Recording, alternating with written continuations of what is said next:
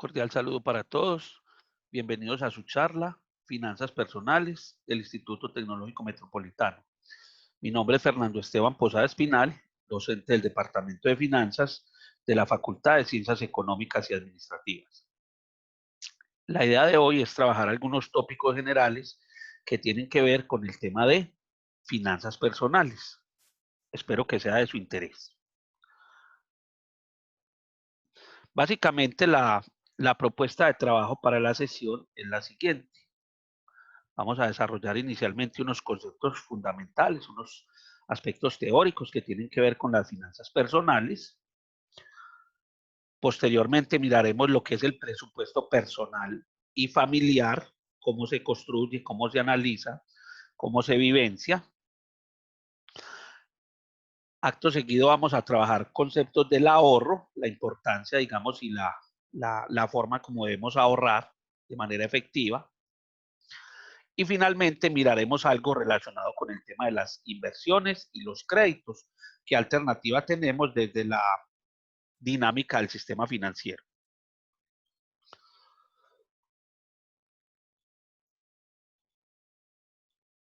Bueno,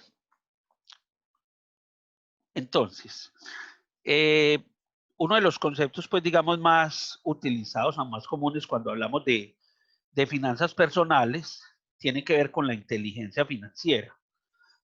La inteligencia financiera, según algunos autores, pues se refiere fundamentalmente a la cantidad de alternativas, de opciones, de oportunidades que tenemos nosotros para crecer financieramente.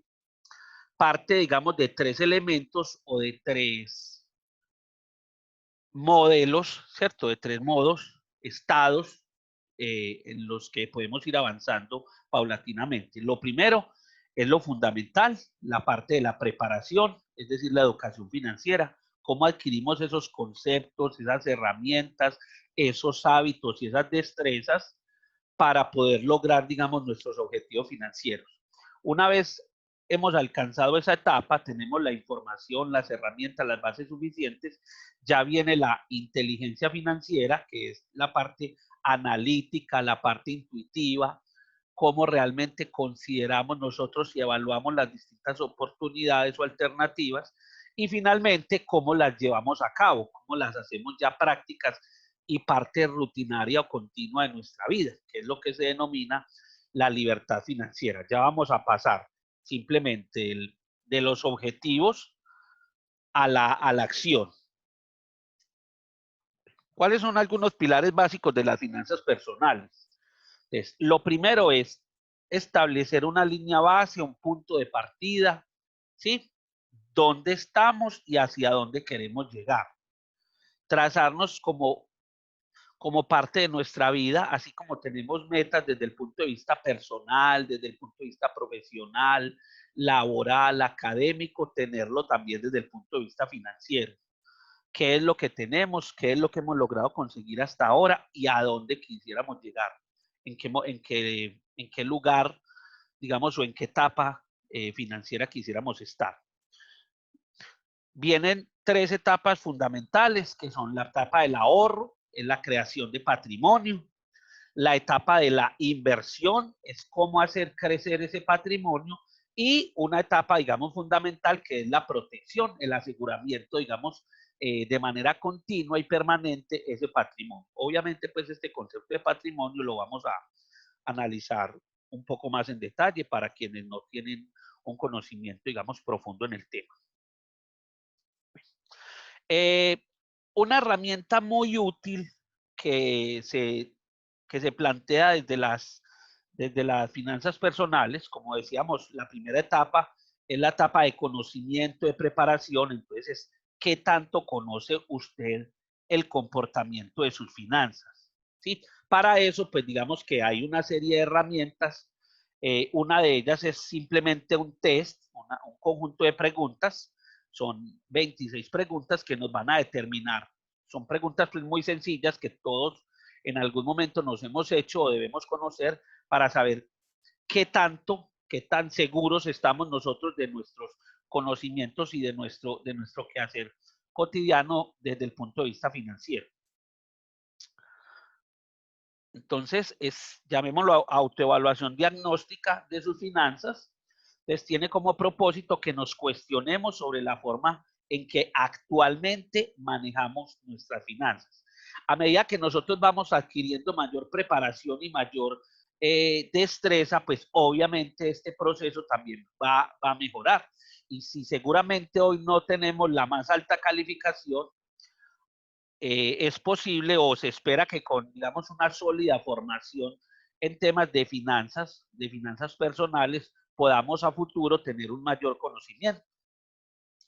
Entonces, las preguntas son muy sencillas. Este test, pues, se los voy a compartir junto con el video y otras memorias y materiales adicionales para que ustedes lo puedan desarrollar completamente. Aquí simplemente vamos a mencionar algunas de las preguntas de la encuesta, pero lo importante es que cada uno lo haga de manera independiente, de manera personal, y al final haga el ejercicio de valoración. Entonces, mire que son preguntas muy sencillas, como por ejemplo, ¿actualmente genera usted ingresos de manera estable? Sí, a veces no. ¿Qué significa sí? Pues que tengo unos ingresos que son permanentes, que siempre se reciben, ¿sí? Porque, digamos, tengo algún bien, poseo algún bien que tengo, digamos, en calidad de arriendo, o tengo alguna actividad económica estable, un trabajo, unos ingresos laborales. Cuando decimos a veces es porque trabajamos por temporadas o recibimos, digamos, una subvención o un apoyo cada cierto periodo de tiempo, pero no es de manera permanente, no es todos los meses o no es todos los días, y no, pues para aquellas personas que se levantan y no saben a ciencia cierta cuánto dinero podrán recibir o cuánto dinero podrán tener al final del día, al final de la semana o al final del mes. Planea los egresos para necesidades cotidianas, los gastos que yo realizo. La diferencia pues entre ingresos y egresos es que los primeros hacen alusión al dinero que recibimos, al dinero que nos entra por diferentes acciones, y los egresos es el dinero que gastamos, ¿sí? Todos los pagos que nosotros hacemos de manera permanente. Entonces, también los planeamos. Nosotros planeamos los pagos que hacemos o simplemente el día a día vamos viendo qué dinero vamos requiriendo para nuestras necesidades cotidianas. Evalúa, es decir, le hace seguimiento a esos egresos. Usted sabe cuánto se gastó el mes pasado, por ejemplo, en alimentación, en vestidos, sabe cuánto se gastó hace 3 meses, hace 5 meses, hace un seguimiento y un presupuesto paulatino para mirar cuáles gastos están aumentando, cuáles están disminuyendo, en qué manera, digamos, estos elementos afectan sus finanzas. Identifica los gastos menores en su vida cotidiana. Y así, al final, son 26 preguntas. La forma de valorarlas, la escala de valoración es la siguiente. Entonces, si su respuesta a cada pregunta es sí o mucho, porque hay algunas preguntas que son cuantitativas, sí o mucho se calificaría con un punto. Algunas preguntas a veces tienen un valor intermedio, no solo sí, no, sino a veces, también como lo veíamos con la primera. Entonces se le pondrá medio punto, y si la respuesta es no o nunca a alguna pregunta, entonces se calificaría con 0 puntos esa opción o esa alternativa. Entonces, como son 26 preguntas, si obtuvimos un puntaje que está entre 19 y 26, podríamos decir que comprendemos la importancia del dinero y la planeación financiera para nuestra vida. Digamos que este es el rango superior en el cual todos deberíamos encontrarnos. Si tuvimos, digamos, un valor intermedio, estamos entre 10 y 19 puntos, digamos que es el momento de implementar un plan financiero que sea consciente, que sea organizado para alcanzar todas las metas que nos hemos trazado. Y si tenemos un puntaje inferior a 10 puntos, pues entonces estamos en una situación, en un momento crítico. Debemos tomar medidas correctivas desde ahora, ¿cierto? Para hacer un plan sobre la forma como manejamos las finanzas y cómo le vamos a dar cumplimiento a nuestras metas. Digamos que esto es algo muy sencillo, muy básico que todos podemos hacer de manera personal, de manera independiente. Lo puede hacer cualquier miembro del hogar, cualquier miembro de la familia, independiente, pues, digamos, de si es el padre, la madre, el hijo, un hermano, cualquier persona. Y esto, digamos, consolida también, pues, el tema financiero individual. Recuerden, pues, que estamos trabajando o estamos hablando de finanzas personales. Ok, continuemos, pues, con la presentación.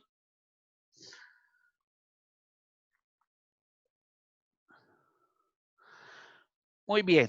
¿Cómo determinamos qué es, cómo se implementa el presupuesto personal o el presupuesto familiar? Porque podemos sumar, podemos agregar para todas las personas que hacen parte de nuestro núcleo familiar, podemos hablar de un presupuesto familiar, de todo el núcleo, digamos, de personas que comparten el mismo hogar de habitación. Entonces, para ello vamos a utilizar una frase de Lewis Carroll, ¿cierto? En la historia, en el libro de Alicia en el País de las Maravillas. ¿Podrías decirme, por favor, qué camino debo seguir para salir de aquí? Esto depende en gran parte del sitio al que quieras llegar, dijo el gato. No me importa mucho el sitio, dijo Alicia. Entonces tampoco importa mucho el camino que tomes, completó el gato. ¿Sí? Si no sabemos para dónde vamos, si no sabemos dónde queremos estar, pues el camino que tomemos será, digamos, no tendrá ningún sentido, ¿sí? Tenemos que tener claras unas metas, un horizonte al cual queremos dirigirnos en todos los aspectos de nuestra vida. Ok. Entonces, el valor del dinero. Normalmente nosotros al dinero pues le damos un valor de acuerdo con nuestra percepción, con nuestra facilidad de adquirirlo, de obtenerlo o no. Y obviamente pues el uso que le podemos dar a este en el, digamos, en nuestra vida. ¿Sí? Eh, hay que diferenciar entre lo que es consumo, ocio, ahorro, ¿cierto? En términos de buscar un mejor estar, un bienestar en el futuro, ¿sí? Encontrar cuánto vale una hora de trabajo basado en su salario. Eso es muy importante para aquellas personas pues, que tienen un ingreso estable, un ingreso permanente, incluso también para aquellos que no lo tienen, es fundamental que puedan hacer ese análisis. ¿Cuánto vale una hora de su trabajo basado en su salario? ¿Sí? Y podemos hacer el ejercicio de identificar a cuántas horas de trabajo equivalen nuestros gastos innecesarios. Los gastos, al igual que los ingresos se consideran o se califican, se clasifican de diferentes maneras, ingresos permanentes, ingresos esporádicos, ingresos que provienen o que dependen, digamos, de nuestro trabajo, de nuestra fuerza laboral, y otros ingresos que provienen de otras fuentes, de ayuda, de subvenciones, digamos, de otras rentas que no dependen necesariamente de que nosotros estemos ahí cumpliendo unas responsabilidades o unas obligaciones. El mejor ejemplo es pensar en una persona o una familia que tiene una propiedad y la tiene arrendada, la tiene en alquiler, pues esa renta, ese dinero que recibe, pues no depende de su trabajo. Sí, porque es una propiedad que adquirieron ya con anticipación y simplemente esa renta, digamos, es una renta extra. Pero mi salario, mi remuneración por el trabajo que desarrollo como médico, como arquitecto, como ingeniero, como profesor, ¿sí? Como mecánico, pues dependerá de cuánto esfuerzo y cuánto trabajo realice, ¿sí? Y ese valor, pues lo tasa eh, la entidad o el empleador para quien yo realice esa actividad. Entonces, es fundamental identificar, clasificar esas rentas, esos ingresos, entre permanentes, esporádicos, los que provienen de nuestra actividad laboral y los que no, y lo mismo hacerlo con nuestros gastos, con nuestro consumo. Generalmente los gastos se dividen o se clasifican en gastos necesarios, fundamentales, pues para, para vivir, para desarrollar nuestras actividades, y otros gastos que se llaman gastos innecesarios, gastos superfluos. Algunos los denominan lujos, otros lo llaman simplemente el ocio. Entonces, es muy importante que nosotros aprendamos a diferenciar cuáles son gastos necesarios, por ejemplo, la alimentación, ¿cierto? Los gastos que pagamos, que gastamos para nuestro consumo de alimentos, para el pago de los servicios públicos, el arrendamiento, si vivimos en casa en alquiler, o la cuota del banco, de la hipoteca, si vivimos en una propiedad que estamos adquiriendo, que estamos pagando, gastos de salud, vestuario, transporte, de otros gastos que llamamos innecesarios o superfluos. El ocio, la recreación, el esparcimiento, no quiero decir pues que no sean importantes, pero digamos que no son fundamentales para la vida. Y podríamos en algunos momentos, en alguna época, renunciar temporalmente a algunos de esos gastos. Los viajes, ¿cierto? Entonces, algunos, el juego, la gente que le gusta, por ejemplo, jugar loterías, hacer chance, ¿cierto? Eso no es un gasto necesario para vivir. La gente que consume, digamos, café, gaseosas, que consume cigarrillos, que consume licor, esos no son elementos necesarios o fundamentales para la vida. Entonces podemos hacer el siguiente ejercicio para determinar a cuántas horas de trabajo equivalen nuestros gastos innecesarios. Aquí les tengo una plantilla, como les digo, se las voy a compartir. Vamos a partir del hecho de que una persona devenga un salario de 1.000.000 de pesos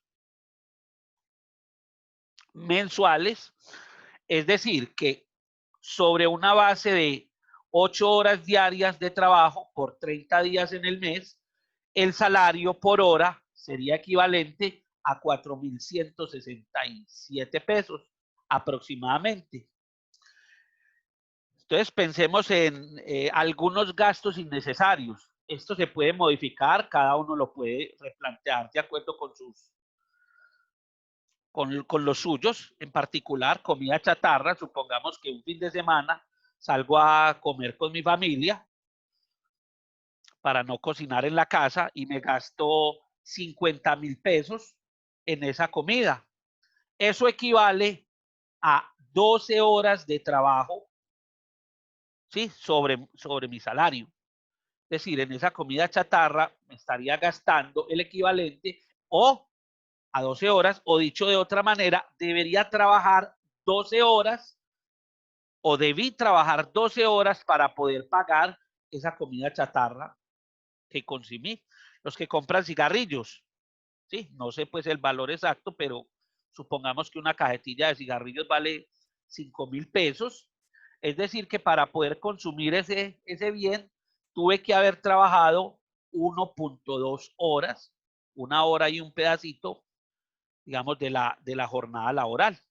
Los que consumen café, gaseosas, cierto, otro tipo de elementos, hagamos un ejercicio, 2.000 pesos diarios, que puede valer pues dos cafés, una gaseosa o algo que se tome uno todos los días, por 30 días en el mes. Estamos hablando que para poder pagar ese gasto innecesario, debo laborar alrededor de 14 horas, ¿sí? Esto generalmente, pues como les digo, se puede realizar, se puede hacer sobre cualquier gasto.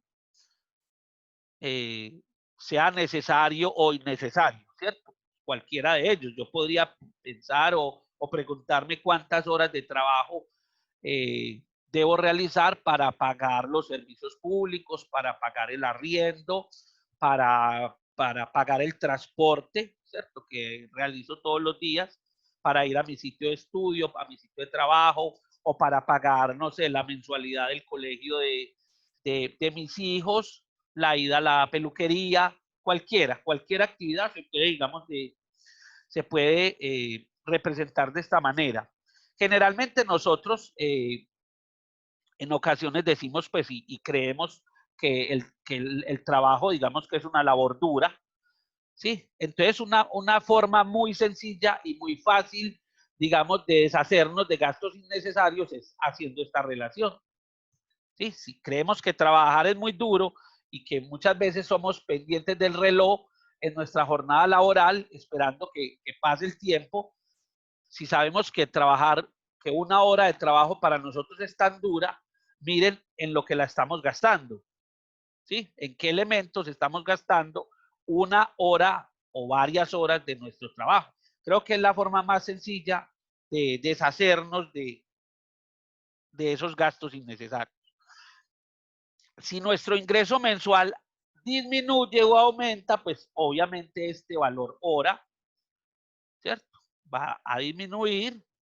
Si trabajamos menos horas, no trabajamos una jornada continua, completa de 8 horas, sino que trabajamos medio tiempo, pues esto también lo podemos actualizar. El salario mínimo en Colombia para este año es de 877.803. Si ese es nuestro salario,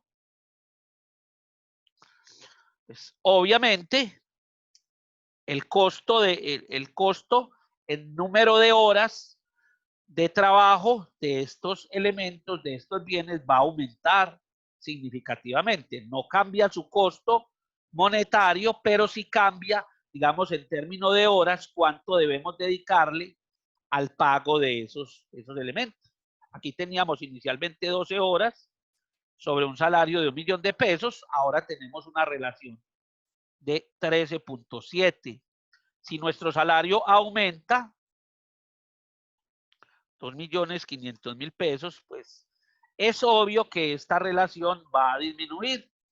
Entonces yo debo dedicarle menos tiempo, menos horas, digamos, de mi jornada laboral a la adquisición de estos bienes o de cualquier otro bien adicional que yo requiera, ¿cierto?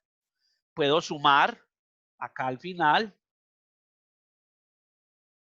sobre todos mis gastos innecesarios, cuántas horas le estaría dedicando, suponiendo pues que no son sino estos tres, los gastos innecesarios, pues esta sería la cantidad de horas que le estaría dedicando en un mes. Esto es mensual, entonces obviamente estos valores de estos gastos también deben ser mensuales. Si yo no salgo a comer una sola vez al mes, sino que salgo a comer cada 8 días, entonces mis gastos en comida chatarra, pues obviamente serían mayores. Si yo no me consumo una cajetilla de cigarrillos en el mes, sino que son 3, 4, 5, 10, pues esto variaría. Y el ejercicio, pues con el café y la gaseosa lo hicimos, o la gaseosa lo hicimos diario, 2.000 pesos diarios por los 30 días. Entonces este ya estaría, digamos, en la unidad de tiempo. Entonces esta es la cantidad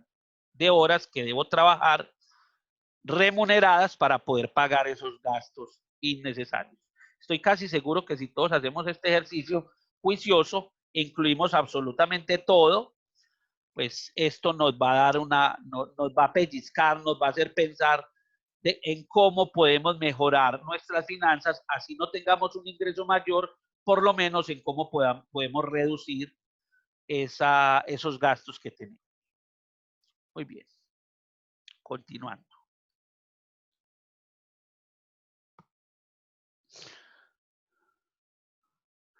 Entonces, ¿qué es la riqueza? Las propiedades, los vehículos, los automóviles, las joyas, los viajes, todo lo que conocemos, lo que paseamos, no. La riqueza mide el tiempo que puede usted mantener su nivel de vida actual sin necesidad de trabajar, ¿sí? Es decir, la tranquilidad. Ahorita que estamos viviendo, digamos, una situación muy compleja, una situación crítica a raíz de la pandemia, digamos, este elemento se puso en juego, no solamente para las personas, sino también para las empresas, ¿cierto? Entonces, ¿cuánto dinero? ¿Cuál es nuestra riqueza? ¿Qué riqueza tenemos? Pues cuánto tiempo podemos continuar viviendo sin necesidad de trabajar. Si nosotros dejáramos hoy de trabajar, ya sea porque fue una decisión voluntaria o porque nos quedamos sin trabajo y no conseguimos empleo, la pregunta es cuánto tiempo podemos vivir con la riqueza que tenemos, ¿sí? Podemos vivir un día, una semana, un mes, podemos vivir un año, podemos vivir 10 años. Entonces, esa es una forma, digamos, muy sencilla de cuantificar qué tan rico es una persona. Generalmente creemos que la riqueza está en esos elementos tangibles que nosotros vemos o que nosotros tenemos o que vemos que otras personas tienen, ¿sí?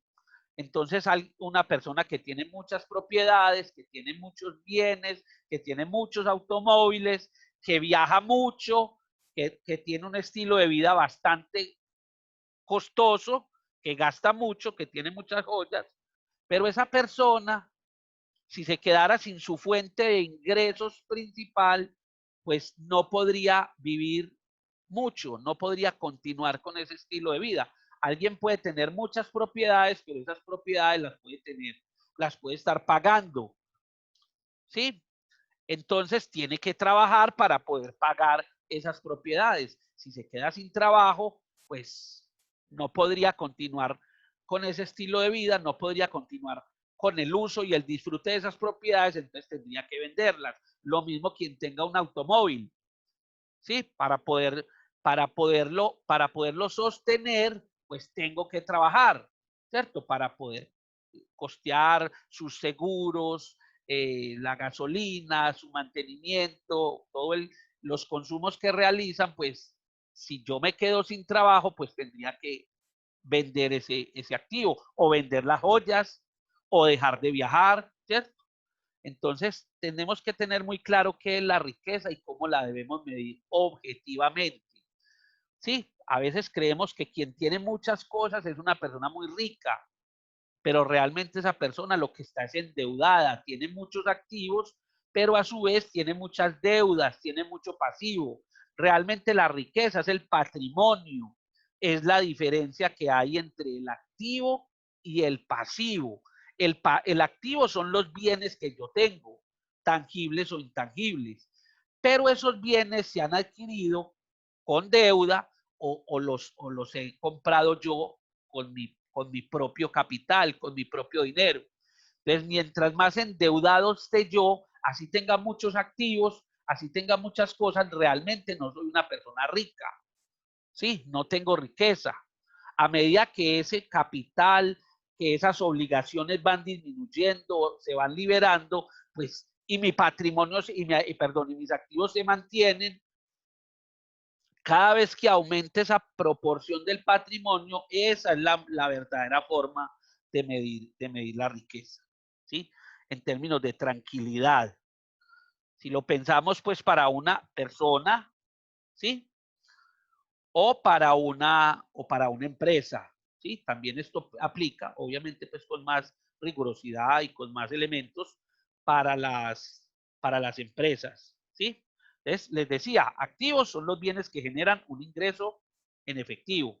Los pasivos son las obligaciones que generan una salida de efectivo. Y el patrimonio es esa diferencia, activos menos pasivos. Entonces, mientras yo más activos aumente, no necesariamente voy a ser más rico, porque si en esa misma proporción en que aumentan los activos, aumentan los pasivos, entonces mi riqueza no está aumentando. Pero si mis activos aumentan y mis pasivos disminuyen, pues cada vez voy a tener un mayor patrimonio, ¿sí? O aún con el mismo nivel de activos que permanezcan iguales, pero si los pasivos van disminuyendo en el tiempo, es decir, yo adquiero una casa ¿cierto? Que vale 100 millones de pesos, pues hoy debo toda esa casa, ¿cierto? Me dan las llaves, me dan el título de propiedad, pero también me dan la deuda con el banco por el valor de la propiedad. Pero dentro de 5 años, dentro de 10 años, pues primero seguramente mi casa vale más, mi casa se ha valorizado y mi deuda ha ido disminuyendo en la medida en que yo la he ido pagando, ¿sí? Entonces, mi patrimonio no va a ser el mismo, así mi activo sea solo ese, solo una casa, mi patrimonio será cada vez más grande. Pues porque el activo se ha valorizado, no tengo más activos, pero sí ese activo se ha valorizado a lo largo del tiempo y mis pasivos han disminuido. Ya he pagado 5 años, he pagado 10 años de cuotas al banco. Entonces, cada vez tengo mayor riqueza. Bueno, aquí hay una plantilla, un, un archivo en Excel en el que nosotros podemos medir nuestra riqueza. Para eso, ¿qué necesitamos determinar? ¿Cuáles son todos nuestros activos? ¿Cuáles son todos nuestros bienes? Recuerden, tangibles e intangibles. Si yo tengo un computador, ¿eso es un activo? Claro.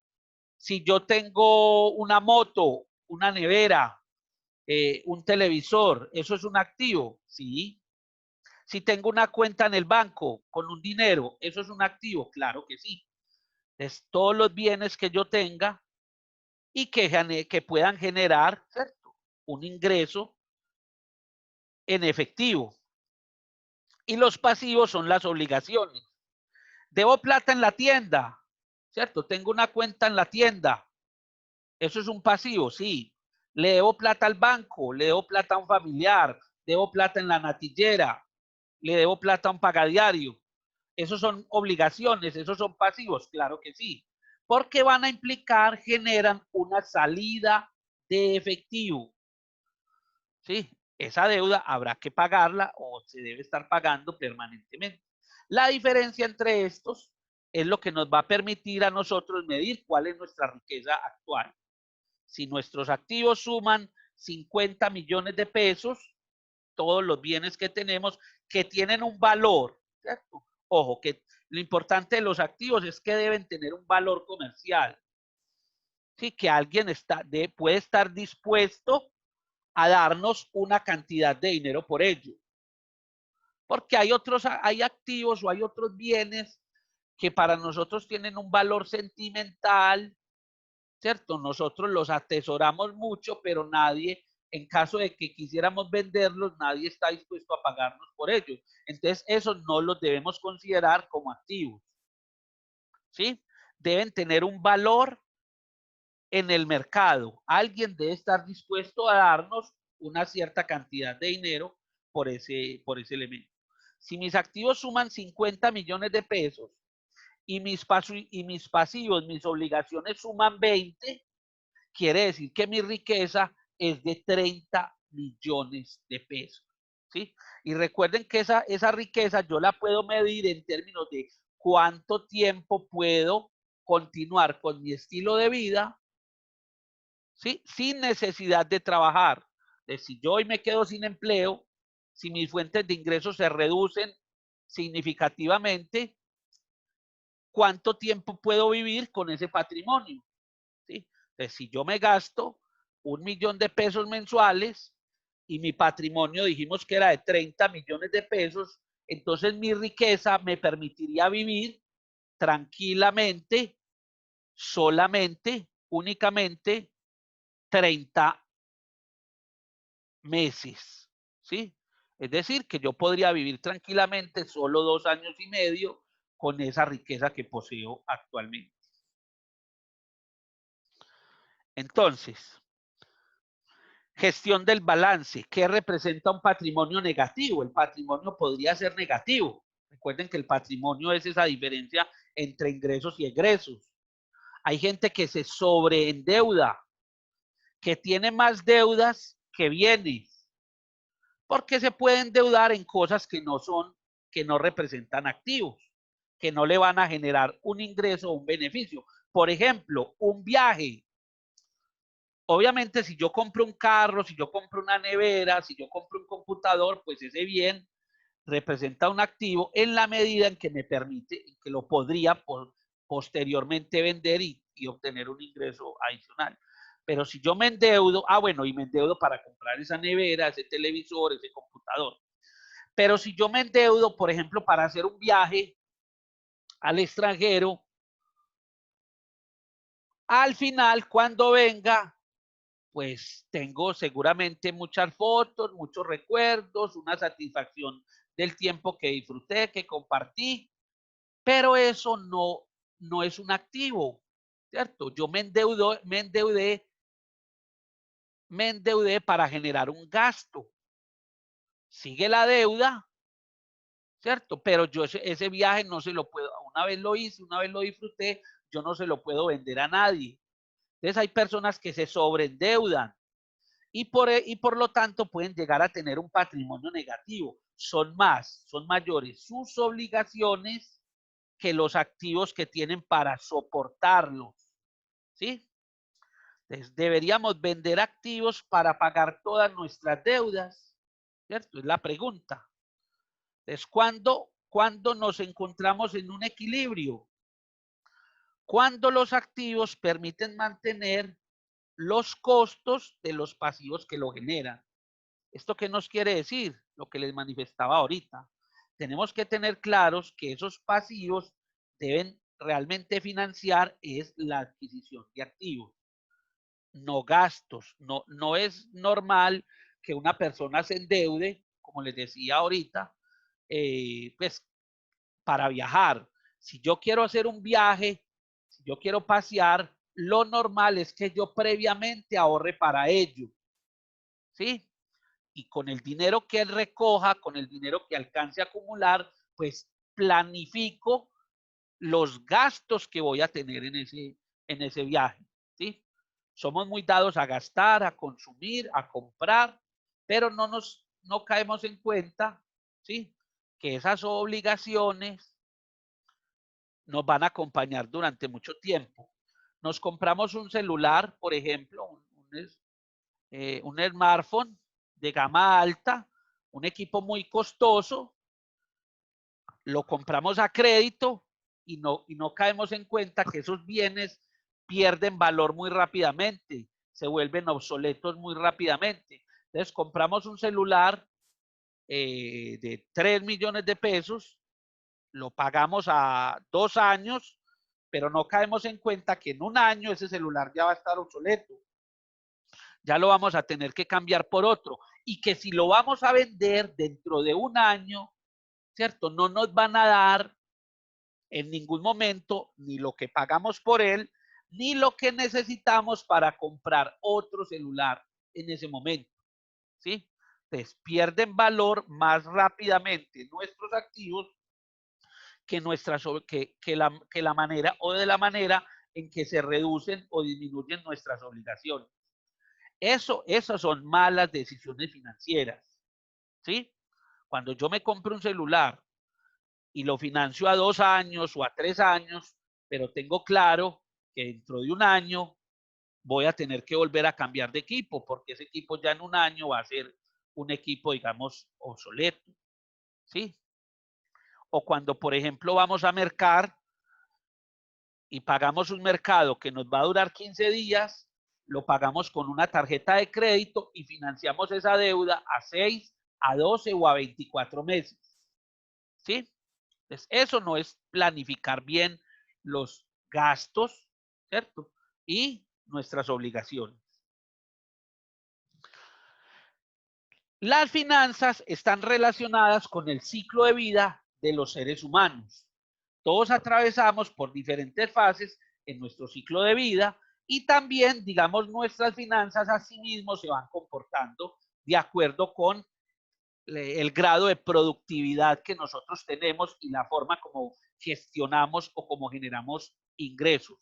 Generalmente la primera fase, que es la fase, llamémoslo fase 1, es el consumo de nuestras rentas familiares. Vamos a suponer pues que somos mayores de edad, que ya estamos en capacidad de producir porque nosotros no le podemos exigir a un niño a un menor que trabaje, que genere sus propios ingresos, pero realmente nosotros consumimos rentas familiares desde que nacemos, pero estamos en obligación de trabajar, digamos que desde los 18 años, que cumplimos la mayoría de edad, y generalmente hasta los 25 años, cuando, por ejemplo, nos encontramos en una etapa de formación productiva.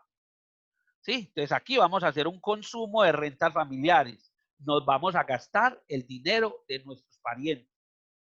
Ahora, la fase 2 es una fase de consolidación familiar. Aquí ya es cuando nosotros económicamente nos debemos convertir en los sujetos más productivos. Esa etapa puede estar aproximadamente, estos valores pues no son extremos, ¿cierto? No son exactos, eso depende de cada individuo, pero supongamos que nosotros comenzamos a estudiar nuestra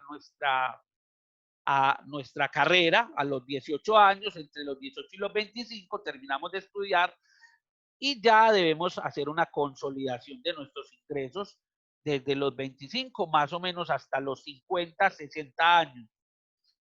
¿Sí? Esta es la etapa de la consolidación familiar. Después viene una etapa de consolidación económica que se da entre los 50 o los 60 y los 70 años. Y ahora viene la fase 4, que es la de consumo de las rentas laborales y el patrimonio. Ya es posterior a los 70 años hasta cuando estemos nosotros en este mundo. Pues esta es la gráfica, digamos, convencional. Entonces, algunas personas, lo ideal es que nos encontremos en la curva de color verde, que nosotros logremos la mayor productividad y la mayor generación de recursos, de ingresos, de riqueza, ¿sí? En esa etapa temprana de nuestras vidas, ¿sí?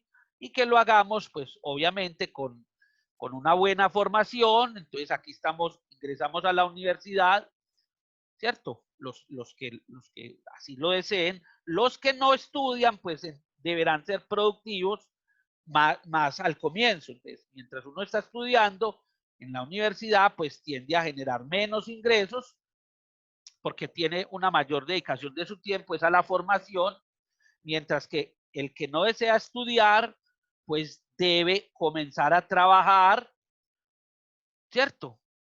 Anteriormente. Entonces ustedes verán que esta curva debe iniciar a crecer en las personas que no van a la universidad, debe comenzar a crecer de manera más temprana, o sea, antes en el tiempo. ¿Sí? Por acá podemos hablar ya de una consolidación familiar, nos casamos, compramos la casa, tenemos hijos, entonces esto no nos va a permitir crecer mucho financieramente porque esto van a ser obligaciones que vamos a tener que estar pagando, ¿sí?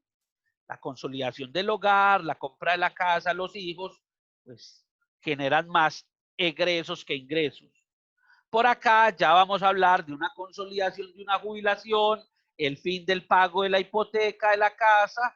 Ya por acá vamos a dedicar tiempo libre, mayor esparcimiento, disfrutar de las rentas hasta, digamos, el momento pues en que dejemos, en el que desaparezcamos, digamos, de este mundo. Entonces, ¿cuál es la posición monetaria neta al final? Pues depende de cuánta riqueza dejamos al momento de fallecer. Sí, mire que esta sería la situación ideal. Esta es una situación, digamos, desfavorable, ¿sí? Entonces, no entramos a la universidad, ¿cierto? No nos formamos, bueno, no recibimos ninguna formación técnica, ¿cierto? Técnica o tecnológica, profesional. Entonces, nuestra capacidad de generación de ingresos va a ser menor, ¿cierto? Vamos a estar sobreendeudados en esta etapa. Pensemos en que no estudiamos, tenemos un trabajo a tiempo parcial, pero nos casamos, algunos adelantan los hijos, ¿cierto? Al matrimonio, a la compra de la casa. Entonces, en ese sentido, pues estas rentas van a generar un sobreendeudamiento. Entonces, aquí yo no voy a tener activos. Aquí lo único que voy a tener son deudas, son obligaciones, ¿sí? Tengo que pagar, pagar y pagar. ¿sí? Entonces, la generación de ingresos, la generación de riqueza se va a restringir significativamente y va a llegar a un pico, ¿cierto? Si nosotros no nos formamos, ya sea profesional, técnicamente, tenemos nuestros propios ingresos, nuestra renta, nuestro propio negocio, entonces vamos a llegar al pico de nuestra riqueza más temprano. ¿Sí? Porque vamos a dejar de ser sujetos productivos más rápidamente. Y por lo tanto, pues el disfrute que vamos a poder tener de nuestra riqueza va a ser de menor cantidad, de menor calidad y durante una menor cantidad de tiempo. ¿Sí? Entonces, esta es una situación poco deseable, pero que se observa en muchas personas, se observa en muchas familias. Eso también tiene que ver con las oportunidades, ¿sí? Con las oportunidades que nosotros tenemos, ¿sí? Pero mientras, digamos, más organizados, más responsables seamos nosotros con el uso de nuestro dinero, de nuestros recursos, va a ser mejor, ¿sí? Y aquí estaríamos, pues, digamos, en una muy buena posición económica. Y esto es lo que le va a quedar, esta diferencia, esta cantidad de riqueza es lo que le va a quedar a nuestros herederos, a nuestros sobrevivientes, ¿sí? Nuestra familia, nuestros hijos, nuestro cónyuge, ¿cierto? Esto es lo que vamos a dejar, no será nuestro legado económico para la humanidad. Entonces, algunas cifras en Colombia, de acuerdo con la consolidación o con la constitución de riqueza en términos de la edad. Entonces, esto puede estar en millones de pesos. ¿Qué tantos activos puede tener en promedio una persona de alrededor menor a 25 años? ¿Cuáles pueden ser sus pasivos? Y finalmente, pues la diferencia, ¿cuánto es su patrimonio? A medida que aumenta la edad, ¿cierto? ¿Cómo se va consolidando? Es cómo se van consolidando esos elementos, cómo van aumentando, cómo se van incrementando su patrimonio, pero también cómo se va incrementando, cómo se van aumentando sus obligaciones y finalmente su riqueza. Esta es la gráfica que nos permite, con base en encuestas y en estudios pues, que se han hecho, que nos permite elaborar esta gráfica, ¿sí? O esta curva, digamos, de finanzas versus el ciclo de vida o calidad de vida financiera, si la quieren llamar. Obviamente esto es diferente para todo el mundo, ¿sí? Estos son promedios que se construyen con base, pues, en las estadísticas nacionales. Ahora, ¿qué es un presupuesto? Lo hablábamos mucho desde el comienzo. ¿Qué es un presupuesto? Un presupuesto es, como su nombre lo indica, es una planeación antes, de ahí el sufijo pre, ¿cierto? De los supuestos de nuestros ingresos, egresos y ahorro. Entonces debemos hacer un presupuesto de cuánto vamos a tener, cuánto dinero nos va a ingresar, cuánto nos vamos a gastar y cuánto vamos a ahorrar. Algunos también lo llaman flujo de caja, ¿sí? Es un flujo de caja, es una estimación de un flujo de caja. Es una herramienta que nos permite sacar provecho a nuestro dinero a través del adecuado manejo de nuestros ingresos, gastos y ahorro. Entonces, mire que una de las preguntas del diagnóstico era, ¿realiza usted de manera constante, o sea, de manera permanente y consciente sus presupuestos de ingresos y sus presupuestos de gastos? La presupuestación es una de las bases o de los pilares fundamentales de las finanzas. Entonces, ya lo había mencionado, ¿cómo se generan, cómo se clasifican los ingresos? Uno, se clasifican de acuerdo con sus fuentes y dos, se clasifican de acuerdo con su periodicidad.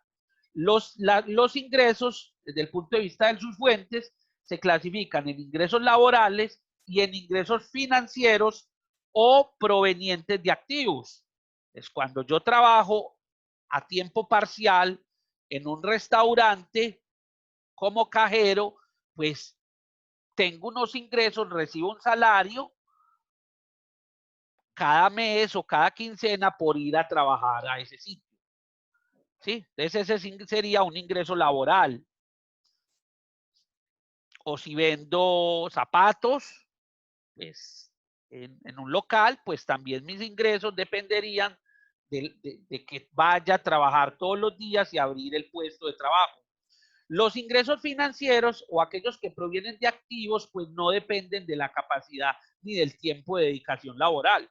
Habíamos puesto ahora el ejemplo de el ingreso por una renta de un local o de un apartamento, de una casa.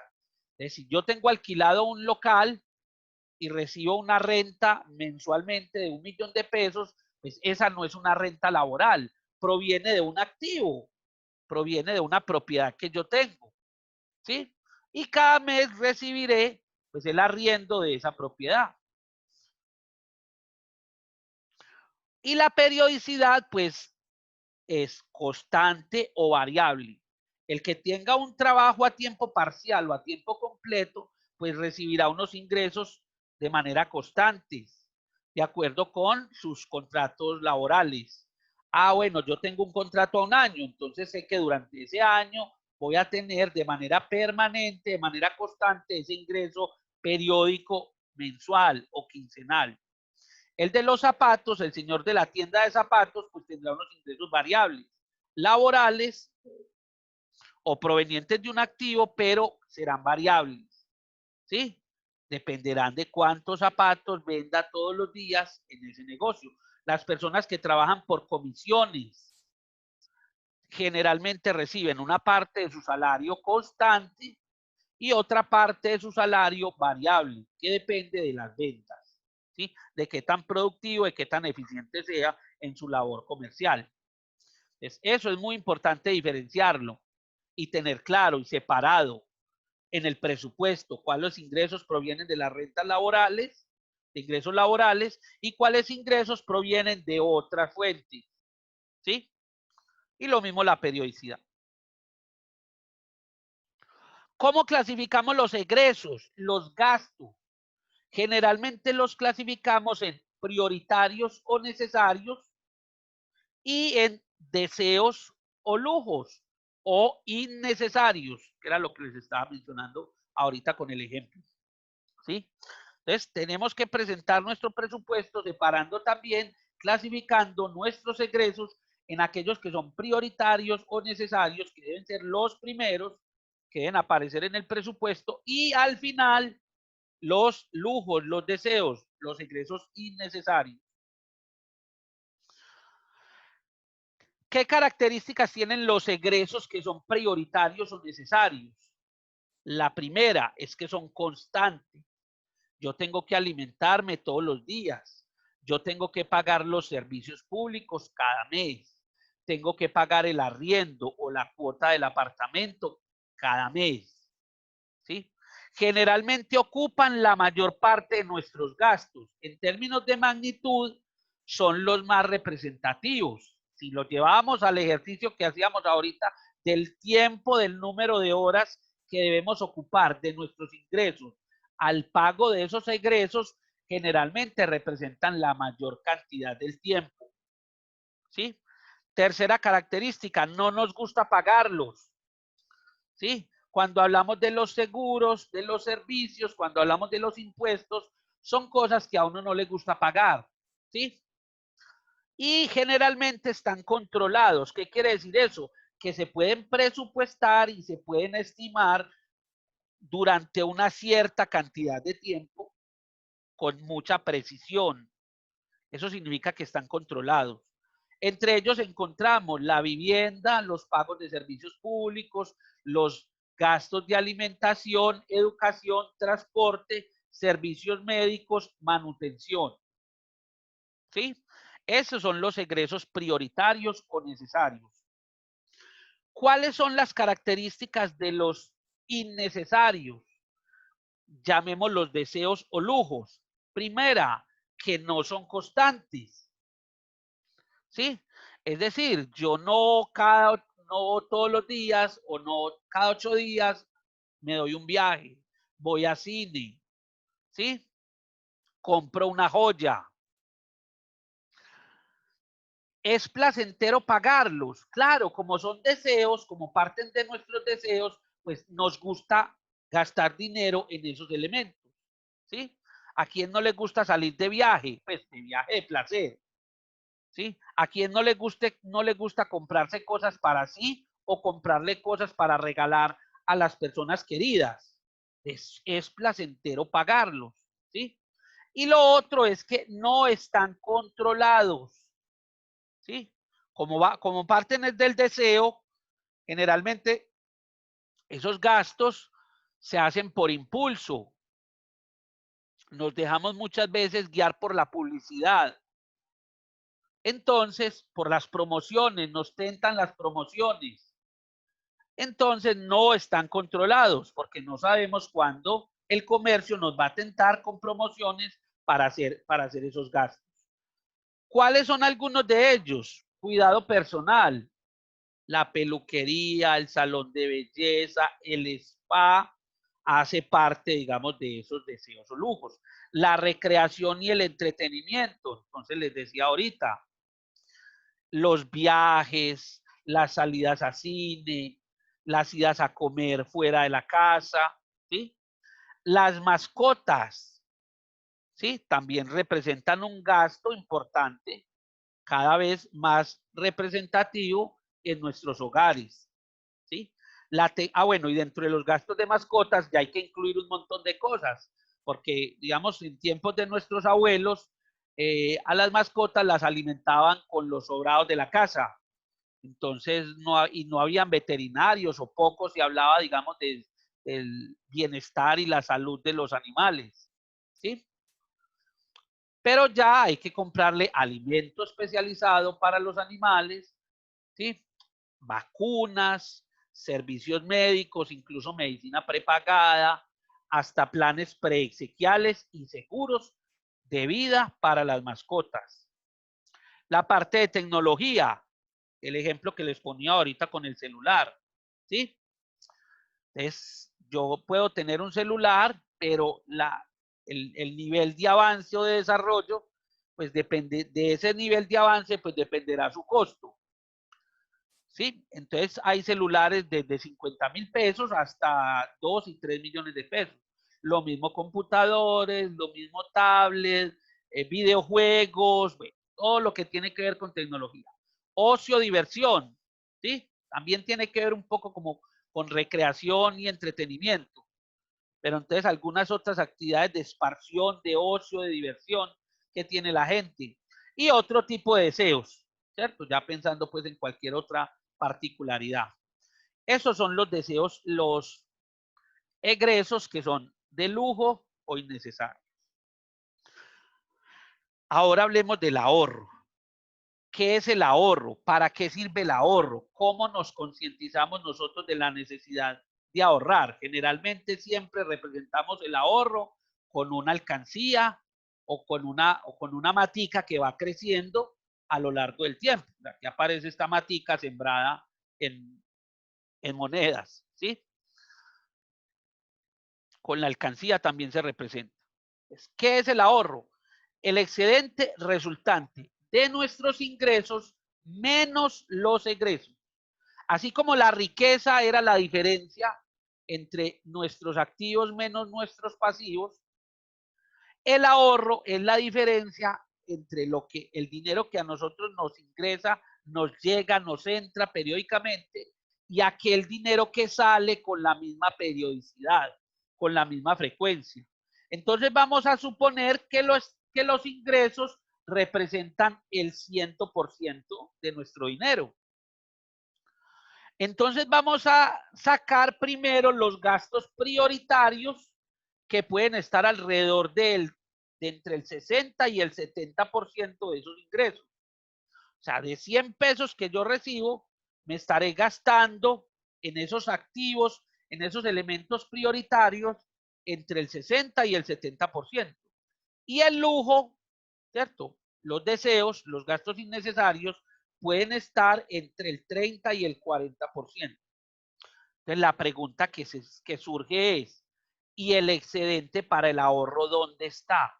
Si nos gastamos el 60% en gastos prioritarios y el 40% en lujos, aquí nos acabamos de gastar el 100% de nuestros ingresos. ¿Qué nos quedó para ahorrar? Nada. Recomendaciones entonces para el ahorro. ¿Cómo mejoramos el ahorro? Primero, restringir los lujos para generar ahorro. Cuando yo tengo muchos gastos innecesarios, muchos gastos que son deseos o que son lujos, la única manera que yo tengo para poder ahorrar es restringir, disminuir al máximo esos lujos de manera que me permitan generar un excedente para ahorrar. Pero digamos que eso no es lo mejor. Lo aconsejable es lo siguiente: asegurar una proporción, un porcentaje de los ingresos antes de los gastos innecesarios. Es decir, que antes de los lujos, después de los gastos necesarios, saquemos el ahorro. ¿Sí? Y lo que nos quede después de ahorrar, primero los gastos necesarios, después el ahorro, ahora sí, lo que nos quede después de ahorrar es la cantidad de dinero que le podemos dedicar a los gastos innecesarios. Otra recomendación importante: la constancia. Defina un porcentaje fijo de ahorro periódicamente. Se sugieren los textos de finanzas el 10%. ¿El 10% de qué? De los ingresos. Pero obviamente eso no es una máxima. Habrá quienes pueden ahorrar más y habrá quienes pueden ahorrar menos. Eso depende, obviamente, de la magnitud de los ingresos y de qué tan cuantiosos, qué tan representativos sean esos gastos necesarios. ¿Sí?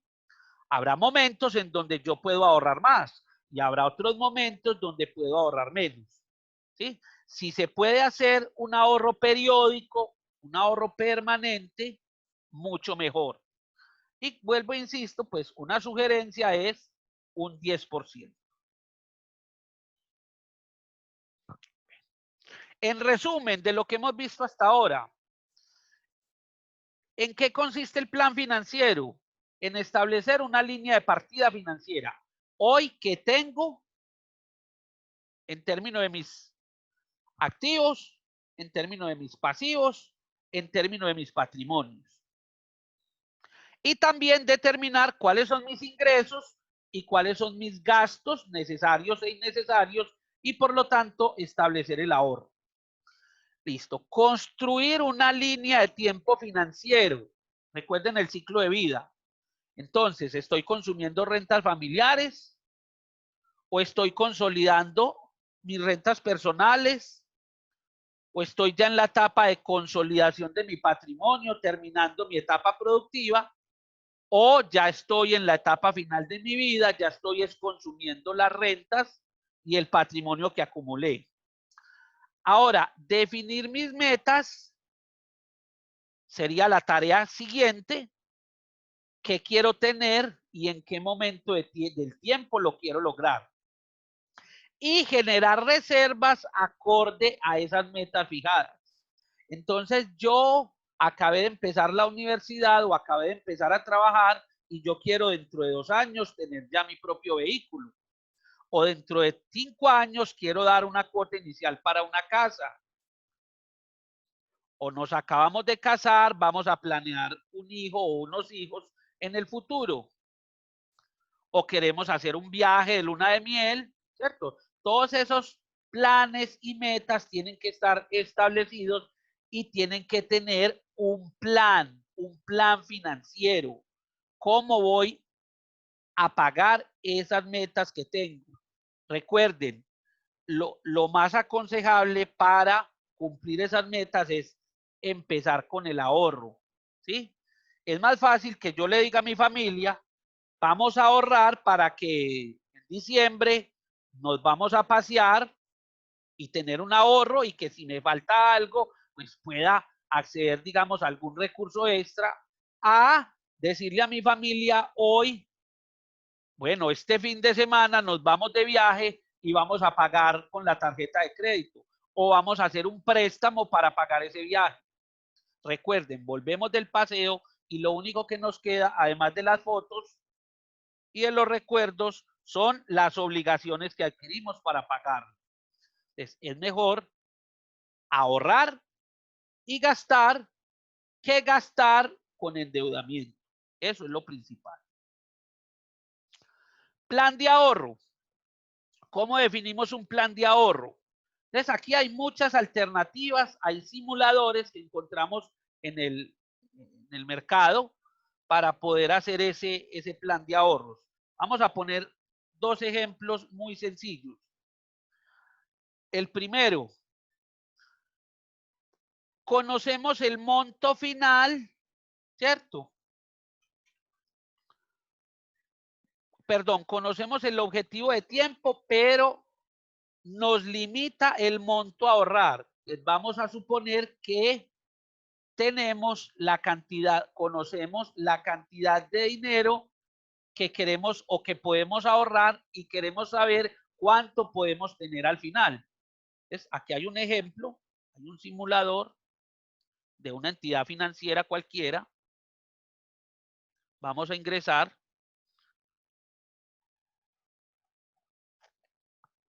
Esta es una cooperativa financiera que hay acá en el país. Entonces, este se llama un simulador de ahorro programado.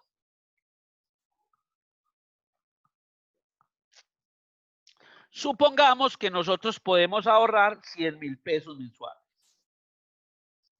Y ese dinero lo podemos ahorrar durante 12 meses del año. Estos son los dos datos que yo necesito ingresar obligatoriamente en el simulador para que, con base en la tasa de interés que ofrece esta entidad financiera, podamos saber de cuánto dinero podemos contar al final. Le damos clic aquí en simular. Y él me dice lo siguiente. La tasa efectiva anual vigente que ofrece la entidad es del 1.64. En términos nominales, estos simplemente son unos términos de equivalencias de matemática financiera. En total, me voy a ganar intereses por ahorrar 100,000 pesos mensuales, me voy a ganar 10,585 pesos. El monto total ahorrado en capital es de 1.200.000 y al final me entregarán 1.210.585. Suena un poco desalentador esta alternativa de ahorro. Realmente el sistema financiero con esta modalidad de ahorro ofrece unas tasas de interés muy bajitas, pero al menos, digamos, es algo más que dejar la plata guardada, como dicen, en el colchón o en la alcancía. Pues la alcancía no genera ningún rendimiento, no va a dar ningún interés.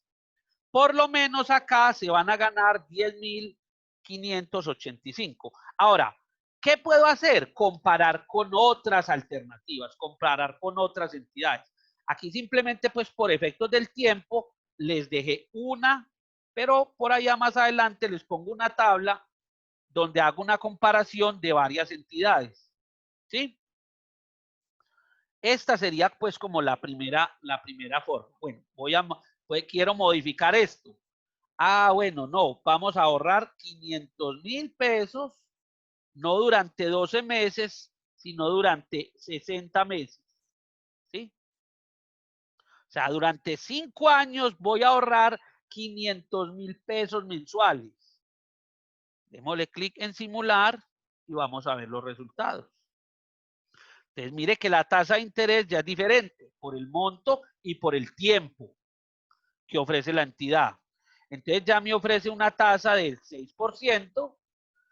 El total de intereses que me va a dar, que me voy a ganar, son 4,454,220. El capital ahorrado, o sea, los 60 meses de 500,000 pesos cada mes, me va a dar un capital de 30 millones, sumado con los intereses sería 34.454.220. Recuerden, aquí conozco el plan de ahorro periódico y cuánto tiempo lo puedo realizar. Esto se cumple solamente en la medida en que esto se cumpla. O sea, el banco me paga estos intereses siempre y cuando yo cada mes le lleve 500.000 pesos durante 60 meses. Si un mes yo no le pude llevar ese dinero o durante 6 meses, pues obviamente estos valores van a cambiar, no van a ser reales. Todo es sobre la base del supuesto. Recuerden que por eso esto se llama un presupuesto. Listo. Esta sería como la primera situación o el primer tipo de análisis. El segundo es, vamos a calcular la cuota de ahorro. Conocemos el objetivo final de tiempo y el dinero que queremos llegar a ahorrar, es decir, nuestra meta.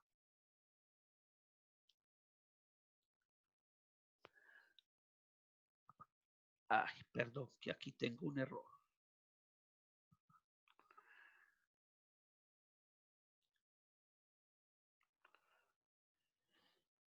Pequeño problemita técnico.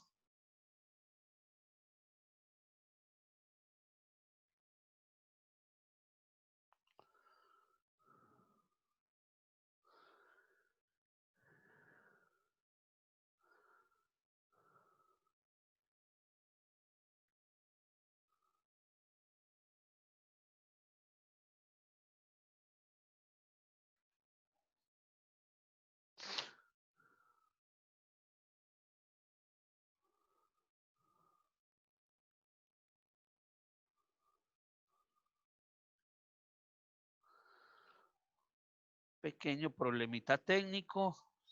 No me está funcionando el enlace del simulador. Vamos a ver si en esta entidad, en la página donde estamos ahorita,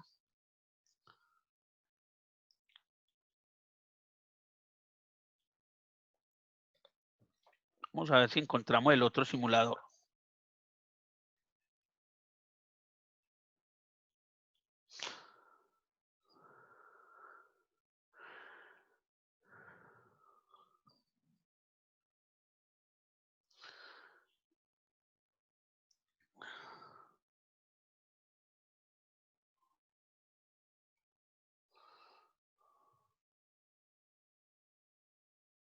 Bueno,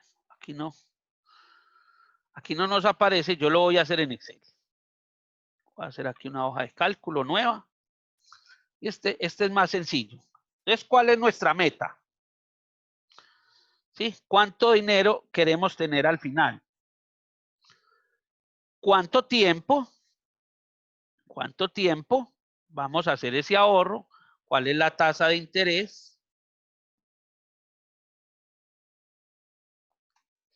Y finalmente vamos a obtener cuál es la cuota que debemos ahorrar. Es decir, el ahorro.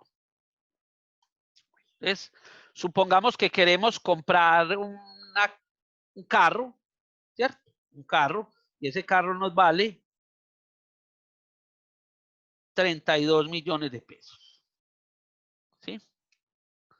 Pero vamos a ahorrar para ello, no lo vamos a comprar con un crédito. Bueno, ¿cuánto tiempo vamos a ahorrar para comprar ese carro? Vamos a ahorrar durante 36 meses, ¿cierto? Es decir, durante 3 años. ¿Cuál es la tasa de interés que nos ofrece el banco para esa línea de ahorro? ¿Sí? Vamos a suponer que es una tasa del 0.3% mensual. Es una tasa que tiene que estar en la misma unidad de tiempo del plazo mensual. Listo. Ahora vamos a determinar cuánto vamos a ahorrar. Pues para eso utilizamos una fórmula matemática que se llama BF, valor futuro, y los requisitos son los datos que ya ingresé allá. La tasa de interés, no, perdón. la función es pago, la tasa de interés, el 0.3, el número de periodos que yo voy a ahorrar, en este caso el valor futuro, cuánto dinero quiero tener acumulado al final, ¿sí? Y la respuesta sería el ahorro mensual que yo debo hacer en ese banco. Me da negativo es porque lo que me está diciendo Excel es que yo tengo que desprenderme de 843,084 pesos para poder tener acumulados al final de 3 años, 36 meses, 32 millones de pesos, con una tasa de interés del 0.3% mensual. ¿Sí? Entonces, esta sería la otra forma de simular. Ahora, si la meta cambia, si cambia la tasa, si cambia el tiempo, si cambia el monto, pues obviamente el resultado. Y es que ya el carro que yo me quiero comprar no es de 32, sino que es de 50 millones de pesos. Obviamente necesitaré más capital. ¿Sí? Necesitaré mayor capital, ahorrar más dinero para poder cumplir esa meta. Pero yo ya no quiero comprar el carro en 36 meses, en 3 años, sino en 5 años, es decir, en 60 meses. Obviamente eso, si aumenta el plazo, el tiempo que voy a ahorrar, pues disminuye la cantidad de dinero que debo depositar mensualmente. Y a su vez, si baja la tasa de interés o si sube la tasa de interés, pues en el mismo sentido se modificará la cuota. Si el banco me paga más intereses, o sea, no el 0.3, sino el 0.5, pues necesitaré menos dinero, ahorrar menos plata, porque la otra plata será intereses. Si el banco baja la tasa de interés, pues necesitaré más dinero para poder cumplir esa meta. Vamos que estos son los simuladores, esta misma metodología es la que utilizan pues estos simuladores que encontramos en la página, en la web, para hacer esto. Listo. Perdón que ahí no funcionó el enlace, pero les mostré cómo se podía hacer financieramente.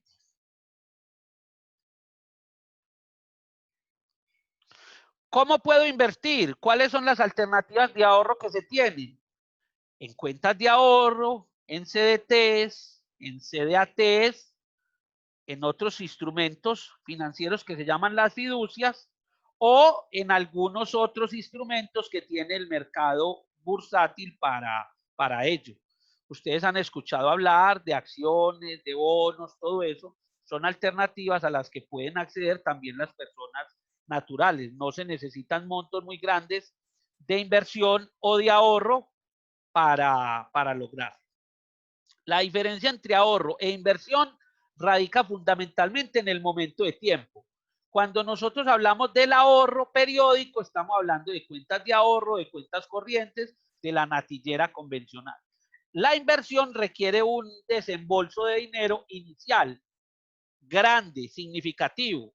Para eso están los CDTs, los CDATs, las fiducias y los otros instrumentos financieros que les mencioné. Ok.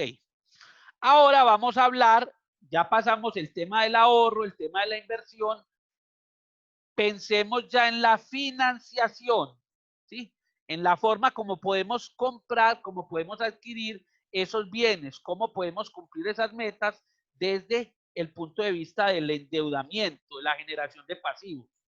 Entonces están las cuentas corrientes, las tarjetas de crédito, los créditos convencionales que tienen los bancos y algunas otras alternativas como el leasing, como el factoring, la titularización. Aquí dentro de los créditos están los créditos hipotecarios, los que se adquieren, los que se utilizan, se toman para adquirir bienes inmuebles, es decir, propiedad raíz.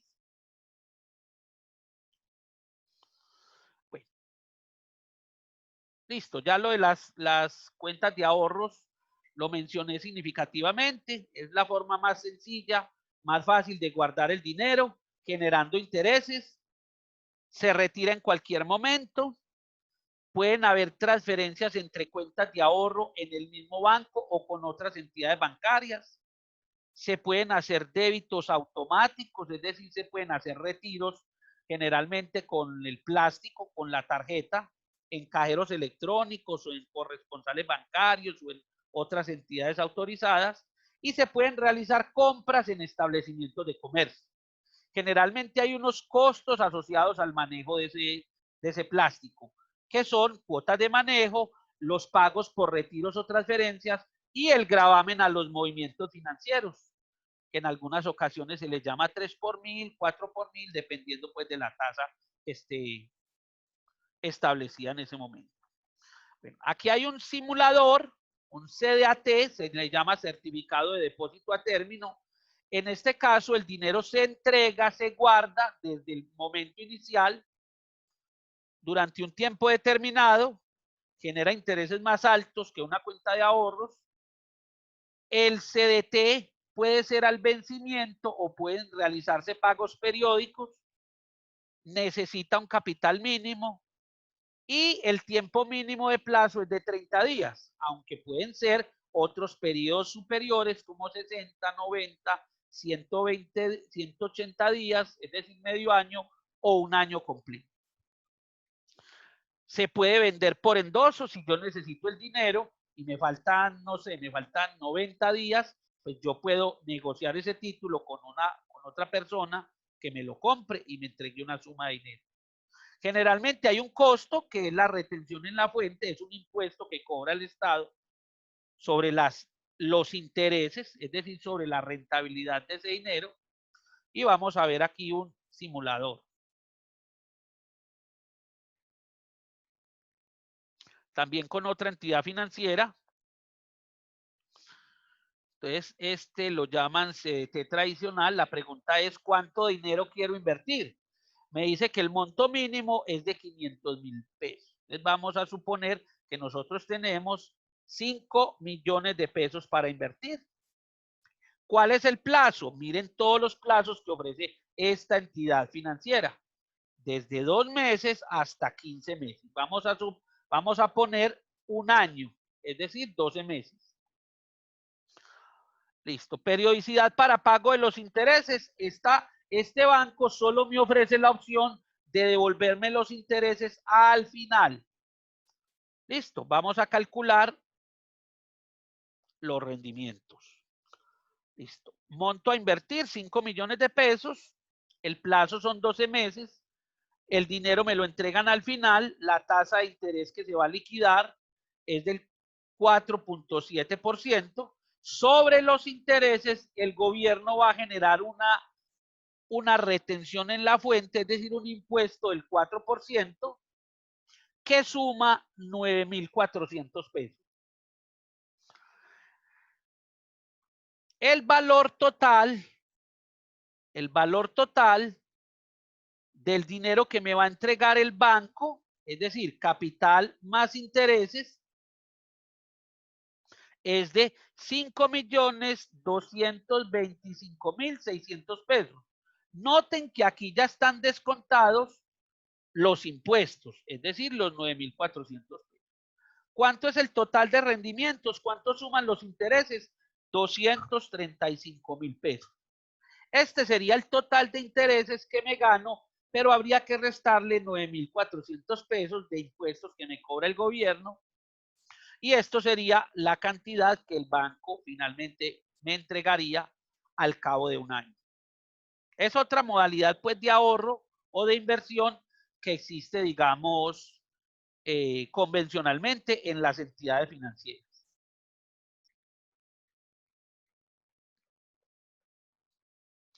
Hay otro que se llama CDAT, diferente del CDT, simplemente los montos de los CDATs pueden ser inferiores a 30 días. Esta es como la principal diferencia con el anterior. ¿Sí? Generalmente los CDATs los ofrecen unas entidades del sistema financiero que se llaman cooperativas financieras. También se pueden negociar, se pueden transferir por endoso, también ganan intereses y también representan un ahorro un periodo determinado. ¿Listo? Las fiducias son un activo o son un producto del sistema financiero donde se entrega, hay una transferencia de un bien o de un dinero a una persona para que lo administre y lo devuelva, ¿cierto? Convirtiéndolo, digamos, en una modalidad o en una alternativa, digamos, de negocio mucho más amplio. Porque el dinero que se entrega, el bien que se entrega no necesariamente tiene que ser dinero. Yo puedo tener una casa, una propiedad y yo abro una fiducia o un edificio de apartamentos y yo no quiero preocuparme, entenderme con arrendadores, con el pago de seguros, con el mantenimiento, entonces yo abro una fiducia de administración de esa propiedad o tengo una finca que tiene ganado, que tiene cultivos, ¿cierto? Y se la entrego a una fiducia para que me la administre y me genere una renta. Me entregue unos rendimientos, unos beneficios. Es un tipo de negocio, digamos, un poco más amplio en la medida, digamos, que pueden ser más, digamos, los activos financieros. Cuando es dinero, en el caso de los bancos, pues lo que se reciben son intereses. Pero esta administración, pues es un contrato mucho más flexible, ¿sí? Y lo que se hace es algo que se denomina el encargo fiduciario. También hay entidades en Colombia, digamos, dispuestas o habilitadas para prestar este tipo de servicios. Bueno, ahorita les había mencionado las tasas de los CDTs. Entonces, yo puedo mirar en el mercado, esta tasa pues está desactualizada, era del año pasado, yo la puedo actualizar y puedo mirar y comparar cuáles son los distintos CDTs, las tasas para diferentes plazos y escoger la que más me interese. ¿Sí? Digamos que yo estoy interesado en abrir un CDT a 180 días.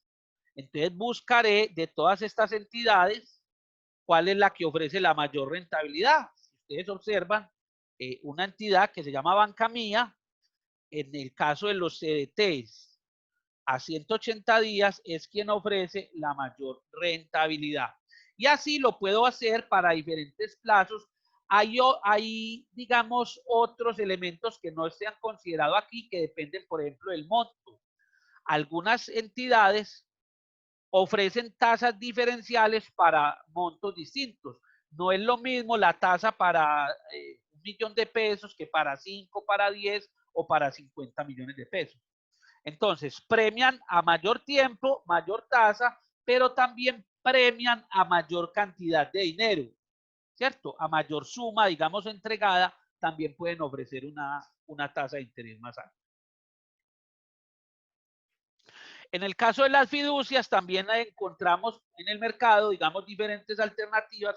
Aquí planteamos dos entidades de las que operan en el sistema financiero y las rentabilidades de cada una. Estos son diferentes planes o nombres que tienen fiducias en dos entidades financieras que existen en el país. ¿Listo? Hay algunas en donde el riesgo es mayor.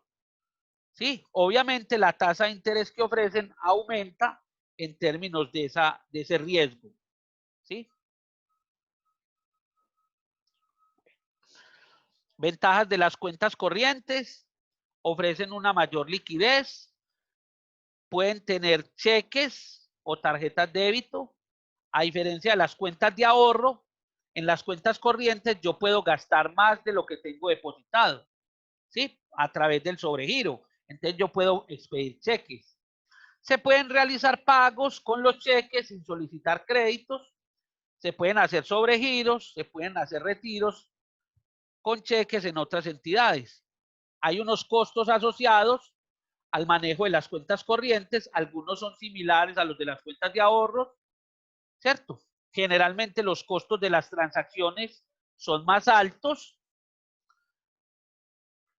Obviamente los sobregiros representan un crédito, una deuda con el banco, entonces si no se cubren, si no se pagan esos sobregiros, hay unos costos adicionales y si hay un mal manejo de esos sobregiros, se puede haber reportes a centrales de riesgos y obviamente pueden haber riesgos asociados con el robo de la chequera, ¿cierto? La pérdida, ¿cierto? Hay que tener mayor control.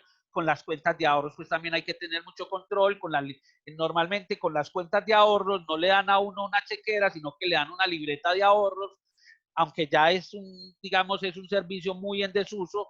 Lo que generalmente se acostumbra es una tarjeta débito, sí, pero también hay que tener pues cuidado con la seguridad de esos elementos, de esos activos. Ok, elementos fundamentales que tenemos que tener en cuenta a la hora de pedir créditos, a la hora de endeudarnos, ¿sí? Primero, ¿para qué se endeuda? Ya lo habíamos dicho anteriormente, yo me endeudo para adquirir activos, para conseguir cosas que me vayan a generar a mis ingresos o que vayan a aumentar mi patrimonio.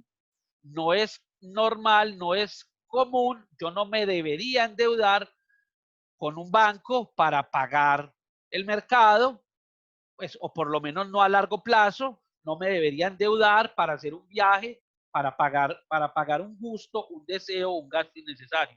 ¿Cuánto es el monto? O sea, ¿cuánto dinero requiero? Revisión de las tasas de interés. Así como hay tasas de interés para el ahorro, hay tasas de interés para los créditos por parte de las entidades financieras. Tengo que tener mucho cuidado, hacer un análisis, una relación muy juiciosa de las tasas de interés que cobra cada entidad financiera de acuerdo con sus líneas de crédito. No todas las líneas de crédito tienen la misma tasa de interés en los bancos. Hay líneas de crédito de consumo, que es el de las tarjetas de crédito, hay líneas de crédito de libre inversión, por ejemplo, créditos para vehículos, créditos para computadores, créditos para pagar la matrícula de la universidad y hay líneas de crédito hipotecario para adquirir propiedad raíz. Cotice y compare costos, beneficios versus necesidad real. Asegúrese de tener a la mano y entender toda la información del crédito. No asuma compromisos sin antes leer y entender lo que firma. Siempre antes de que ustedes firmen cualquier contrato, cualquier pagaré, pues ustedes tienen que leer, tienen que comprender. Si no lo comprenden directamente, pregunten, que en la entidad financiera están obligados a responderles a ustedes cualquier requerimiento, cualquier inquietud que tengan con todos los productos y las líneas de crédito que ofrecen los bancos o cualquier otro tipo de entidad financiera. Lo más importante es que usted escoja el producto financiero de acuerdo con sus necesidades y de acuerdo con sus capacidades de pago, ¿sí? A veces creemos que podemos manejar adecuadamente un crédito y resulta que nos comprometemos a situaciones o elementos que no vamos a poder cumplir en el futuro. Y eso va a generar un detrimento, primero, de nuestra capacidad de pago, de nuestra capacidad de endeudamiento, pero también vamos a ser reportados y eso va a disminuir nuestra calidad crediticia, nuestro buen nombre, llamémoslo así, o nuestra posibilidad de adquirir nuevos créditos en el futuro. Hay muchos tipos de créditos, ya los mencioné, para préstamos personales, créditos de consumo, créditos de libre inversión. Hay otros créditos especializados, como los créditos hipotecarios, créditos automotrices, créditos educativos. Aquí están los correspondientes simuladores. Créditos de nómina. En muchas empresas utilizan una línea de crédito que se llama libranzas, que son cargo a la nómina y son descontados directamente por el empleador, mientras que en otros, pues es uno quien debe hacer el pago respectivo a la entidad financiera. El leasing o el arrendamiento financiero es una modalidad también para adquirir algún tipo de activos financieros a través del leasing o arrendamiento financiero. Consiste en que una entidad financiera adquiere un bien a nombre propio para arrendarlo a un mediano o largo plazo a un cliente solicitado y permite la opción de compra. Yo puedo adquirir un carro un vehículo personal, un automóvil, a través de una línea de crédito, ¿cierto? De crédito de vehículo, en donde yo pago el crédito, yo soy el propietario del bien. Obviamente existe una garantía que se llama la prenda durante el tiempo que dure el préstamo. Mientras que en el leasing, el banco es el que compra el carro a su nombre y me lo alquila a mí. Y lo que me cobra es un alquiler por el uso del bien. Pero el bien no es de mi propiedad. Es decir, esto no aumenta mi patrimonio y por lo tanto van a haber unos beneficios o unas exenciones, sobre todo desde el punto de vista tributario. Esto pues es algo un poco más técnico, un poco más complejo, digamos, de entender, pero que puede ser fácilmente explicado por, digamos, un asesor comercial en una entidad financiera, en una entidad bancaria. El factoring, para quienes tienen negocios, quienes tienen empresas, es un mecanismo para generar efectivo a través de la venta anticipada de las facturas. Por allá decíamos al comienzo de la sesión que una persona puede tener un negocio de zapatos, un negocio de blue jeans, y se generan unas facturas con los clientes y esas facturas generalmente tienen una fecha de pago, un mes, 2 meses, 3 meses. Si yo necesito dinero anticipadamente, puedo vender esa factura, obviamente con un descuento. La entidad financiera no me va a pagar el valor total de la factura, sino que me va a hacer una operación de descuento financiero